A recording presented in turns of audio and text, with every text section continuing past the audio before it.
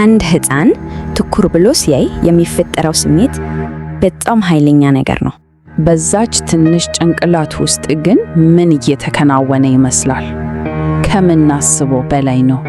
እይታቸውም ደብዛዛ ስለሆነ አይደለም። በ3 ወራቸው የትም ማየት ይችላሉ፣ ግን ፊትን ነው የሚመርጡት። የካምብሪጅ ዩኒቨርሲቲ ሳይንቲስቶች ይህ ሲሆን የአንጎል እንቅስቃሴ ምን እንደሚመስል አጥንተዋል።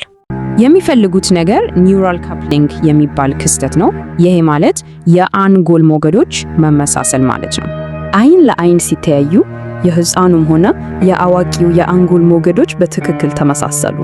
ይህ ማለት ሕፃኑ እያደገ ያለውን አእምሮን ከአዋቂው ጋር እያጣመረ መሆኑን ነው።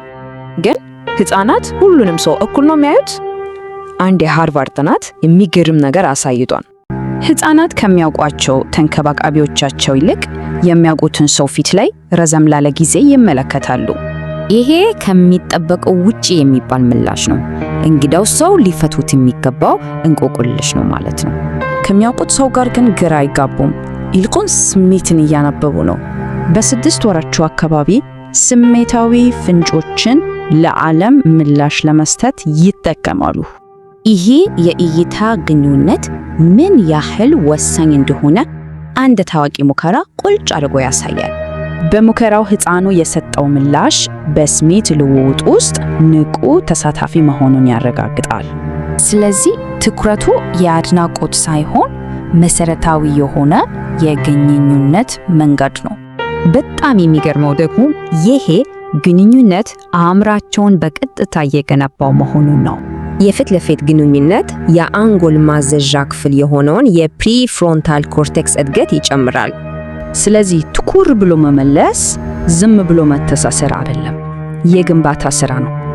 እሺ፣ ይሄ ደግሞ ወደ አንድ ወሳኝ ማስጠንቀቂያ ምልክት ያመራል። አንድ ሕፃን ትኩር ብሎ ካላየ የተዛባ ማህበራዊ እድገት ቀዳሚ ምልክት ሊሆን ይችላል።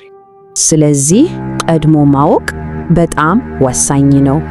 በመጀመሪያዎቹ 2 ዓመታት የአንጎል የመለወጥ አቅም ከፍተኛ ነው። በአጠቃላይ የሕፃን ትኩረት አእምሯቸው ከሌላ አእምሮ ጋር ለመገናኘት የሚዘረጋው እጅ ነው። በሚቀጥለው ጊዜ አንድ ሕፃን ሲመለከት የሚደረገው ውይይት ምን አይነት ይሆን?